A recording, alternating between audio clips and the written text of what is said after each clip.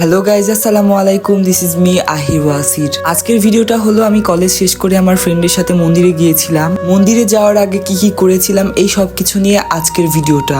প্রথমত আমি আমার কলেজ শেষ করে আমি আমার ফ্রেন্ডসদেরকে রিসিভ করলাম। আমার ফ্রেন্ড এসেছিল আমার নিজ এলাকা থেকে। ও রাজশাহী তেমন কিছুই চিনে না, ইভেন মন্দিরটা কোথায় সেটাও ঠিকভাবে জানে না।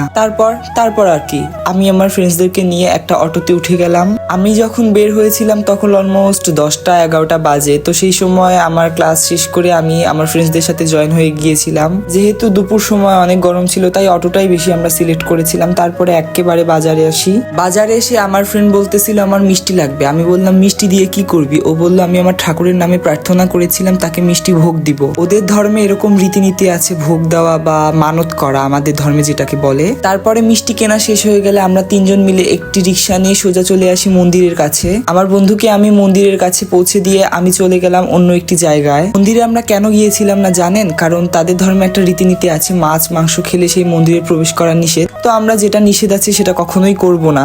মন্দিরের কাজ শেষ হয়ে গেলে আমরা পঞ্চবর্তী শ্মশান ঘাটে চলে আসি। অ্যাজ ইউ নো গাইস, পঞ্চবর্তী শ্মশান ঘাটে এসে আমরা অনেক ছবি তুলেছিলাম, ভিডিও করেছিলাম, রিলস মেক করেছিলাম। আর হ্যাঁ, তোমরা হয়তো অনেকেই ভেবেছো আমি মন্দিরে যাচ্ছি, এমনটা না। আমার বন্ধু যাচ্ছিল, আমি তাকে জাস্ট এগিয়ে দিতে গিয়েছিলাম। তো আজকের ভিডিওটা এই পর্যন্ত। ভিডিওটি ভালো লাগলে অবশ্যই লাইক, শেয়ার, কমেন্ট করবে।